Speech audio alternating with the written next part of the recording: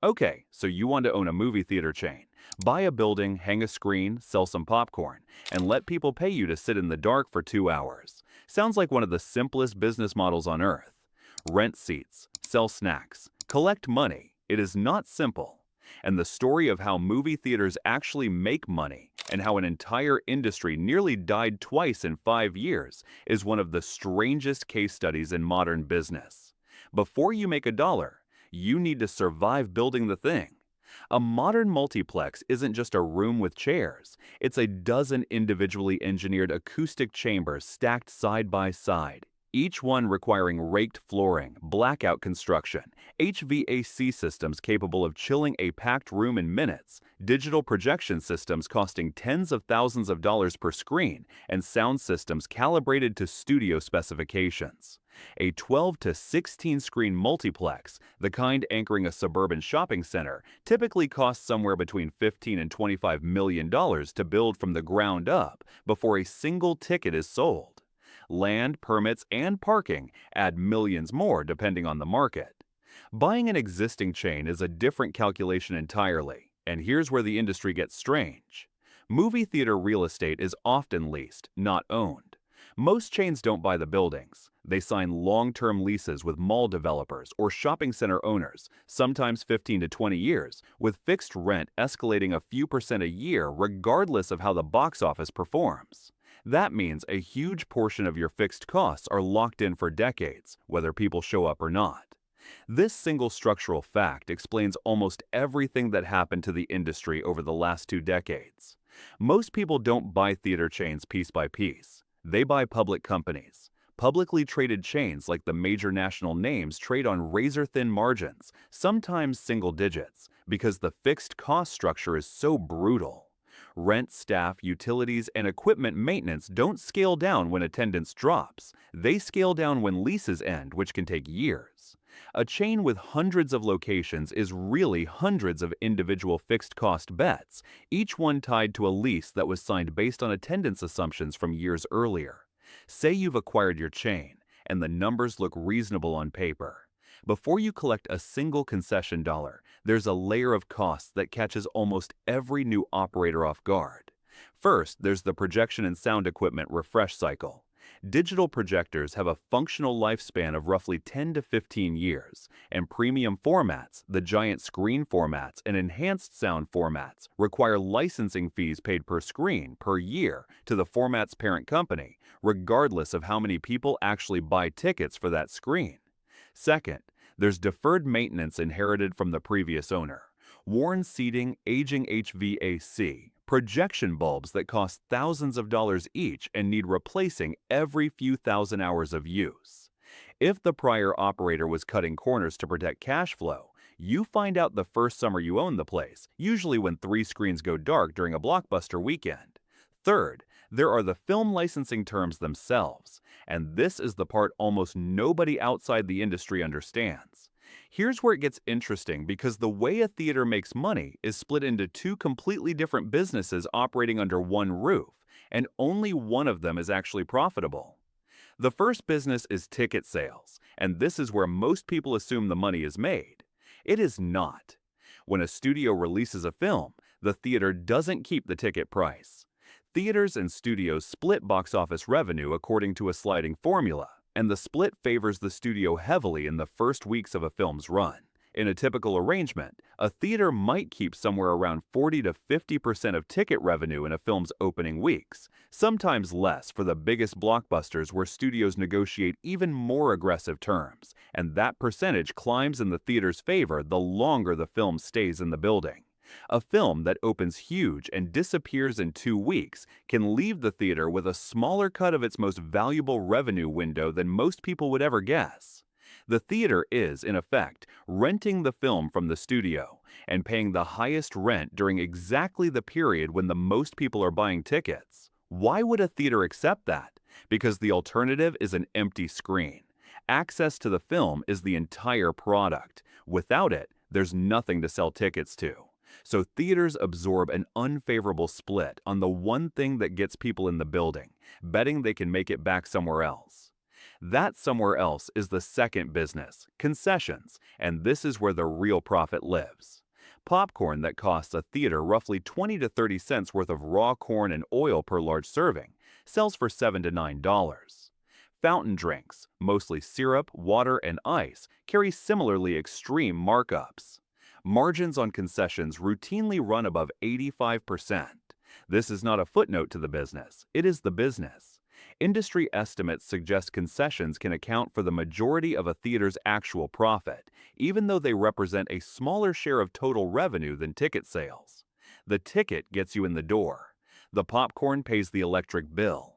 This explains a detail almost every moviegoer has noticed and complained about without understanding why.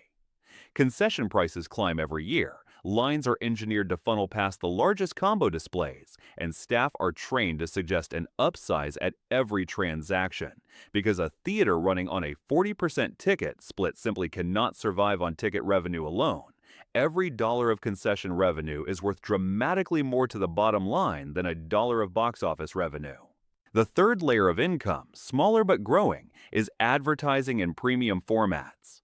Pre-show advertising slots sold to local and national brands generate revenue the studio never touches.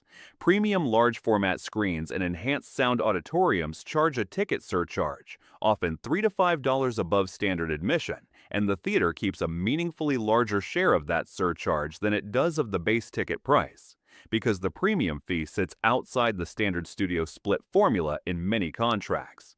This is why chains pushed so hard into premium formats over the last 15 years. It wasn't about the experience. It was about finding revenue the studio couldn't claim a majority stake in. So far, this sounds like a machine that survives on thin margins, but still turns a profit through volume and popcorn. Now, here's the other side of the ledger, and it's where the fixed cost trap becomes dangerous. Rent doesn't fluctuate with attendance. A 20-screen multiplex pays roughly the same lease payment whether every seat is full or every seat is empty. Staffing has a floor. You need a minimum crew to run projection, concessions, and box office regardless of how many customers walk in. Utilities for keeping a dozen large rooms climate-controlled run continuously. Insurance, security, and cleaning contracts don't scale down for a slow Tuesday. And here's the detail that catches new operators off guard specifically: film licensing minimums. Some distribution agreements include clauses requiring a theater to run a film for a minimum number of weeks, or showtimes regardless of how poorly it's performing, because the studio wants guaranteed screen presence for a title, tying up a screen that could otherwise be showing something profitable. Occupancy in this business isn't about how many screens you have running.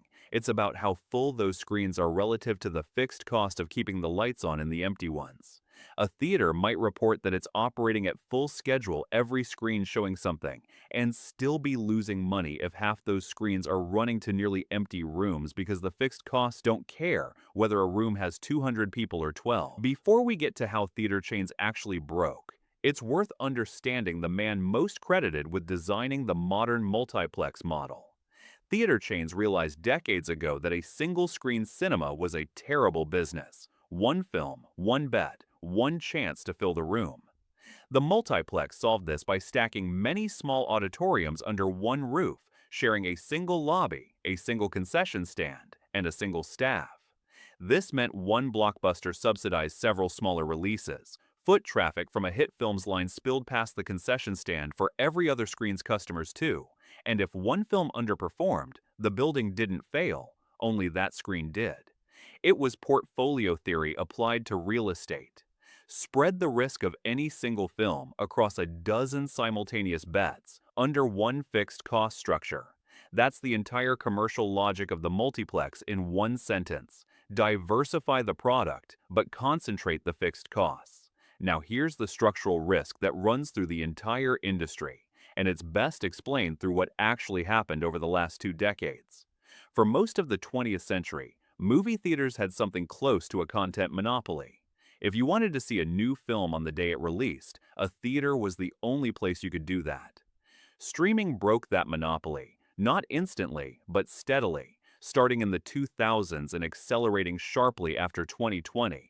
Then came a shock nobody's fixed-cost lease agreement had priced in.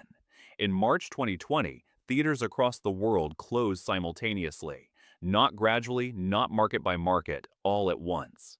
Chains that had signed decades of fixed-rent leases based on steady attendance assumptions were suddenly generating zero ticket revenue and zero concession revenue while rent, insurance, and loan payments remained due in full.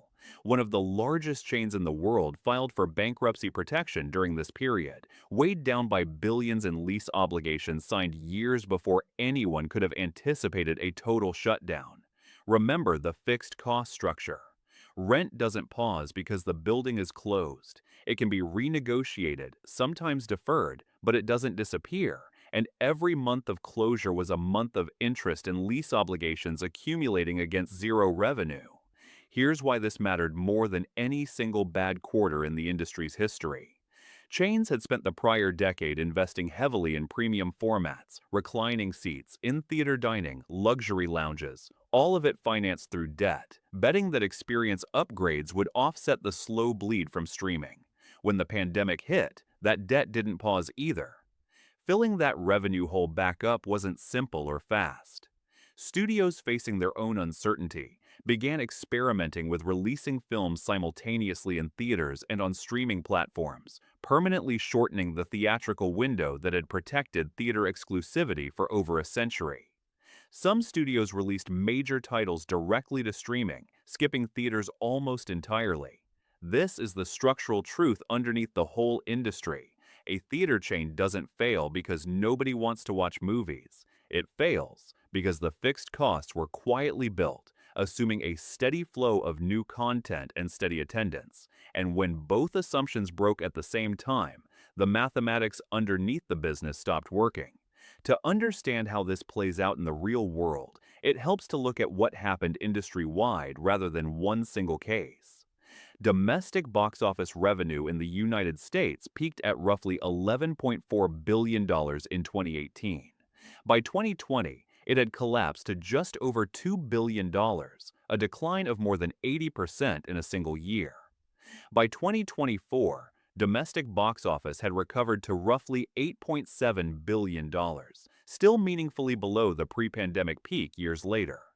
Thousands of screens across the country closed permanently during this period. Chains renegotiated hundreds of leases, and several major operators either filed for bankruptcy protection or came dangerously close to it. The largest chain in the world survived, but only after raising billions in emergency financing and diluting shareholders dramatically to stay solvent through a period with almost no revenue. The pandemic collapse and the slow erosion from streaming didn't happen in a vacuum. For most of the industry's history, a theater's core product wasn't really the film. It was the only place to see it. Streaming broke that monopoly completely. A viewer can now watch a new release from their couch, sometimes on the same day it hits theaters, and never deal with parking, a ticket line, or a stranger talking during the film at all. The theater's original reason for existing, exclusivity, simply stopped being unique to theaters for a growing share of releases. This is why the chains that struggled most were often stuck in the middle. Not premium enough to sell an experience people genuinely couldn't get at home, but not cheap enough to compete purely on convenience with a streaming subscription that costs less than a single ticket and popcorn combo. At the same time, the chains that survived and stabilized did it by changing what they were actually selling. Instead of leasing every screen purely to first-run studio releases, many operators started filling slower nights with things a streaming subscription genuinely cannot replace. Live sports broadcasts and concert films on giant screens, retro and re-release programming for classic films, private rental screenings for birthdays and corporate events, expanded food and full bar service that turns a theater visit into a night out rather than just a screening, and loyalty subscription programs charging a flat monthly fee for multiple visits, borrowing the streaming industry's own playbook and applying it to a physical seat. The theaters that are thriving today aren't betting on the film alone anymore. They're betting on the one thing streaming still can't replicate: a room full of strangers experiencing something together, in the dark, at the same exact moment. That experience is the only inventory left that a computer screen genuinely cannot sell.